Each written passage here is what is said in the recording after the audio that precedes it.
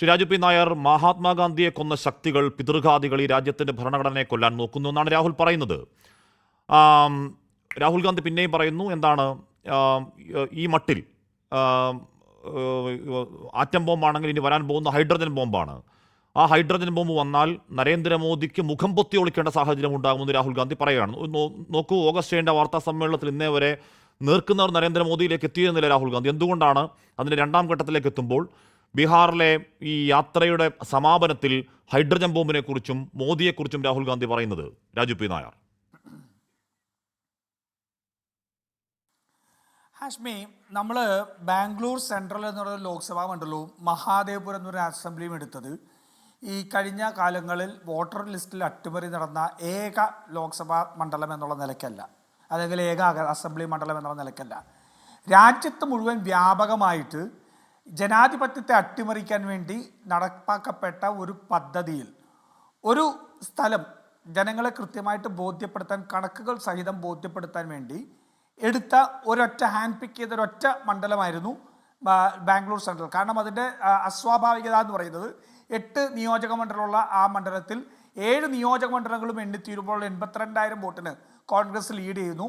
അവസാനത്തെ ഒരു അസംബ്ലിയിൽ മാത്രം 1,24,000 വോട്ടിന് BJP ലീഡ് ചെയ്യുന്നു. അങ്ങനെ 32,000 വോട്ടുകൾക്ക് കോൺഗ്രസ് പരാജയപ്പെടുന്നു. മനസ്സിലായില്ലേ? അങ്ങനെ നിരവധി നിയോജക മണ്ഡലങ്ങൾ ഉണ്ടായിട്ടുണ്ട്, ലോക്സഭാ മണ്ഡലങ്ങൾ ഉണ്ടായിട്ടുണ്ട്. അപ്പോൾ അത്തരത്തിലുള്ള ലോക്സഭാ മണ്ഡലങ്ങളിൽ ഹാൻഡ് പിക്ക് ചെയ്ത ഒരു സ്ഥലമാണ്. പ്രത്യേകിച്ച് അവിടെ കോൺഗ്രസ് ഭരിക്കുന്നൊരു സർക്കാരുണ്ട് എന്നുള്ളത് കൊണ്ടൊക്കെ അതിന് കുറേ കൂടി അതിൻ്റെ ഈ എന്താ ലോജിസ്റ്റിക്സും മറ്റു കാര്യങ്ങളും കൺവീനിയൻ്റ് ആയിട്ട് ചെയ്യാൻ കഴിയുമെന്ന് വേണമെങ്കിൽ അതൊക്കെ കൂട്ടിക്കോ, അങ്ങനെ എടുത്താണ് അത്. എന്ന് വെച്ചാൽ അത് ഈ രാജ്യത്ത് നടന്ന ഏക നിയോജക മണ്ഡലം എന്നല്ല, ഒട്ടേറെ നിയോജക മണ്ഡലങ്ങളിൽ നടന്നിട്ടുണ്ട്. നിങ്ങൾ 7 അടി പൊക്കമുള്ള പേപ്പർ കെട്ടെടുത്ത് രാഹുൽ ഗാന്ധിയോട് പുഴുങ്ങി തിന്നാൻ പറഞ്ഞപ്പോൾ രാഹുൽ ഗാന്ധി അത് പുഴുങ്ങും എന്നാരും വിചാരിച്ചില്ല. അങ്ങനെ രാഹുൽ ഗാന്ധി പുഴുങ്ങിയപ്പോൾ പുറത്തേക്ക് വന്ന വിവരങ്ങളാണ് ഓഗസ്റ്റ് 7 പത്രസമ്മേളനത്തിൽ പുറത്തുവിട്ടത്. അത് മറ്റ് നിയോജക മണ്ഡലങ്ങളും ഉണ്ടായിട്ടുണ്ട്. വാരാണസി ഉൾപ്പെടെയുള്ള നിയോജക മണ്ഡലങ്ങളിൽ ഈ വോട്ടർ അട്ടിമറി നടന്നിട്ടുണ്ട് എന്നുള്ളത് പകൽ പോലെ വ്യക്തമാണ്. നമ്മളൊന്ന് ഓർത്തു നോക്കുക, അന്ന് ലോക്സഭാ തിരഞ്ഞെടുപ്പിൻ്റെ റിസൾട്ട് വരുമ്പോൾ നമ്മളെല്ലാം ഒരുമിച്ചുണ്ടല്ലോ. ആദ്യത്തെ 4 ഘട്ടം തെരഞ്ഞെടുപ്പ് വോട്ട് എണ്ണിക്കഴിയുമ്പോൾ ഇന്ത്യയുടെ പ്രധാനമന്ത്രി, ഇപ്പോൾ ശിവശങ്കർ പറയുന്ന ഈ രാജ്യത്തെ മുഴുവൻ അല്ലെങ്കിൽ ലോകത്തിൻ്റെ മുഴുവൻ ആളായിട്ടുള്ള വിശ്വഗുരു ഉണ്ടല്ലോ, ഇന്ത്യയുടെ പ്രധാനമന്ത്രി, അദ്ദേഹം 10 വർഷം പ്രതിനിധീകരിച്ച നിയോജക മണ്ഡലത്തിൽ പിന്നോട്ടായിരുന്നു. 6,000 വോട്ട് താഴെ പോയി. അതിനുശേഷം ഏകദേശം 1 മണിക്കൂർ 1.5 മണിക്കൂറോളം ഒരു തരത്തിലുള്ള വിവരങ്ങളും ആ നിയോജക മണ്ഡലത്തിൽ നിന്ന് പുറത്തേക്ക് വരുന്നില്ല. അത് കഴിയുമ്പോൾ പിന്നെ നരേന്ദ്രമോദി ലീഡ് ചെയ്യുകയും അവസാനം 1,42,000 വോട്ടിനോളം വരുന്ന വിജയിക്കുകയും ചെയ്യുകയാണ്. ഞങ്ങൾ അതുകൊണ്ടാണ് ഇവിടെ ഈ വാരണാസിയിലെ മെഷീൻ റീഡബിൾ ഡേറ്റ തന്നാൽ ഈ പറയുന്ന ആ ജയം തട്ടിപ്പാണ് ജയിച്ചതാണെന്ന് രാഹുൽ ഗാന്ധി അടക്കം പറയുന്നുണ്ടായിരുന്നു. നിങ്ങൾക്ക് ആ മെഷീൻ റീഡബിൾ ഡേറ്റ കിട്ടിയോ? അതാണോ രാഹുൽ കോൺഫറൻസോടെ പറയുന്ന hydrogen bomb? Raju P Nair.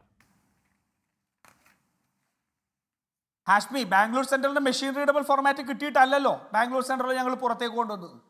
അപ്പോൾ ഞങ്ങളെ സംബന്ധിച്ചിടത്തോളം 6 മാസം നീണ്ടു നിൽക്കുന്ന ഭഗീരഥ പ്രയത്നം കൊണ്ട് ഞങ്ങൾക്ക് ചെയ്യാൻ സാധിച്ച ഒരു നിയോജക മണ്ഡലം ഉണ്ടെങ്കിൽ ആ ഭഗീരഥ പ്രയത്നം ഒരു നിയോജക മണ്ഡലത്തിൽ അവസാനിക്കുന്നില്ല എന്നുള്ളതാണ് ഞാൻ പറയുന്നത്. ഈ ഹാഷ്മിയും അല്ലെങ്കിൽ പലപ്പോഴും അവതാരകരും BJP എപ്പോഴും ചോദിക്കുന്നുണ്ടല്ലോ, എന്തുകൊണ്ട് നിങ്ങൾ തെരഞ്ഞെടുപ്പ് കമ്മീഷനിലേക്ക് പോകുന്നില്ല, എന്തുകൊണ്ട് കോടതിയിലേക്ക് പോകുന്നില്ല?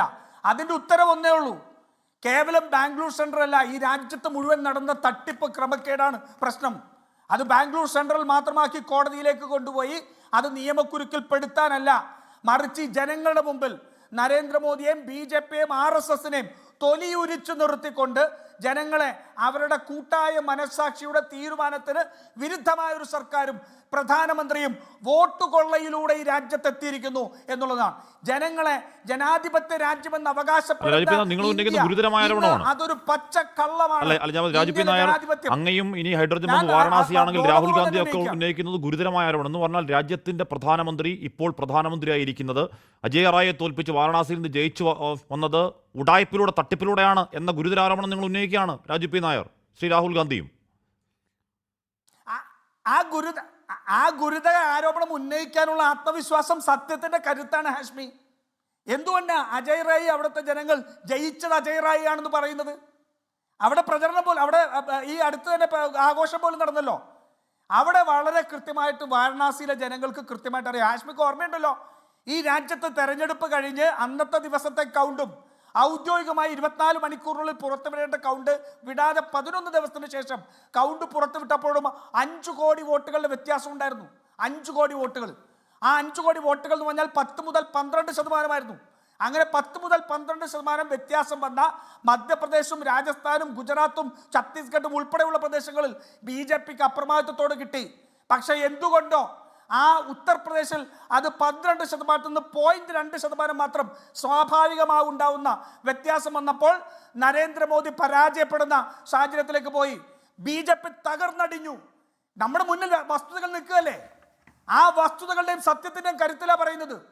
ഞങ്ങൾ പുറത്തുവിടാൻ പോകുന്ന വിവരങ്ങൾ, ഈ രാജ്യത്ത് കോൺഗ്രസ് പുറത്തുവിടാൻ പോകുന്ന വിവരങ്ങൾ, ഞാൻ ദൗർഭാഗ്യകരം എന്ന് പറയട്ടെ, ഈ രാജ്യം ജനാധിപത്യ രാജ്യം എന്ന് പറയുന്നത് പച്ചക്കള്ളമാണെന്ന് തെളിയിക്കുന്നതാണ്. ഗൗരവതരമാണ് ഞാൻ പറയുന്നതിന്റെ പൂർണ്ണ ഉത്തരവാദിത്തോടാണ് പറയുന്നത്. പക്ഷേ ഇന്ത്യ രാജ്യം ജനാധിപത്യ രാജ്യമാണ് എന്ന് ഇപ്പോൾ പറയുന്നത് ഈ സമയത്തെ ഏറ്റവും വലിയ പച്ചക്കള്ളമാണെന്ന് രാജ്യം തിരിച്ചറിയാൻ പോകുന്ന നിമിഷങ്ങളാണ്. അവിടെ നമ്മളുടെ കൂട്ടായ മനസാക്ഷിക്ക് വിരുദ്ധമായി ഒരു സർക്കാർ നമ്മളെ ഭരിക്കുന്നു, നമ്മുടെ ജീവിതത്തെ നിർണ്ണയിക്കുന്ന തീരുമാനങ്ങൾ എടുക്കുന്നു, ജനം തിരിച്ചറിയാൻ പോവുകയാണ്. വ്യാപകമായ കൊള്ള. ഞാൻ ചോദിക്കട്ടെ, തൃശ്ശൂർ, നമുക്ക് പുറത്തേക്കൊന്നും പോകണ്ടല്ലോ, തൃശ്ശൂർ ഉന്നയിക്കപ്പെട്ട പരാതികൾക്ക് ഇന്നുവരെ ഒരു മറുപടി പറയാൻ കഴിഞ്ഞിട്ടുണ്ടോ? എന്തൊക്കെയാ BJPയുടെ നേതാക്കന്മാർ പറയുന്നത്? എന്താ ശ്രീ P. ഗോപാലകൃഷ്ണൻ പറഞ്ഞത്? കാശ്മീർ മുതൽ ഞങ്ങൾ ജയിക്കാൻ കഴിയുന്ന മണ്ഡലങ്ങളിൽ കൊണ്ടുവന്ന് വോട്ട് ചേർക്കും, ഇല്ലേ? ഇവരുടെ സംസ്ഥാന വൈസ് പ്രസിഡന്റ് എസ് സുരേഷ് പറഞ്ഞത് എന്താ?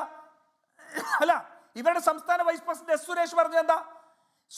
സുരേഷ് ഗോപിക്ക് 2 സ്ഥലത്ത് വോട്ടുണ്ടാവുന്നത് കുറ്റമല്ല, അദ്ദേഹം ഒരു സ്ഥലത്ത് മാത്രമേ വോട്ട് ചെയ്തുള്ളൂ, അത് അദ്ദേഹത്തിന്റെ മാന്യത. ഒന്ന് ആലോചിച്ച് നോക്കണം. ഈ രാജ്യത്തിന്റെ ജനാധിപത്യ പ്രക്രിയയെ ഇത്രമാത്രം അവഹേളിക്കുകയും ഇത്രമാത്രം അട്ടിമറിക്കുകയും ചെയ്തിട്ടുള്ള മറ്റൊരു ചരിത്രം ഈ രാജ്യത്തുണ്ടായിട്ടില്ല. ഈ രാജ്യത്തിന്റെ തെരഞ്ഞെടുപ്പ് കമ്മീഷൻ ജനങ്ങളോട് മറുപടി പറയാൻ കഴിയുന്നില്ല. നമ്മൾ ചർച്ച ചെയ്താണല്ലോ 7-ാം തീയതി ഈ വിഷയം ഉന്നയിച്ചതിന് ശേഷം എന്തുകൊണ്ടാണ് രാഹുൽ ഗാന്ധി ബീഹാറിൽ വോട്ടധികാർ യാത്ര നടത്തുന്ന ദിവസം തെരഞ്ഞെടുപ്പ് കമ്മീഷന് മറുപടി പറയാൻ തെരഞ്ഞെടുത്തത്? രാഷ്ട്രീയ പാർട്ടികൾ ചെയ്യുന്ന പോലെ ഒരു വാർത്ത ഉണ്ടാക്കുമ്പോൾ ആ വാർത്തയ്ക്ക് കൗണ്ടർ ഉണ്ടാക്കാൻ രാഷ്ട്രീയ പാർട്ടികൾ പത്രസമ്മേളനം വിളിക്കുന്ന പോലെ ബീഹാറിൽ വോട്ടധികാർ യാത്ര തുടങ്ങുന്ന ദിവസം തെരഞ്ഞെടുപ്പ് കമ്മീഷൻ ഇത് പറയാൻ മറ്റേ പത്രസമ്മേളനം വിളിക്കാൻ ശ്രമിച്ചത് എന്തുകൊണ്ടാണ്? പക്ഷെ അവസാനം അവർ പരാജയപ്പെട്ടു.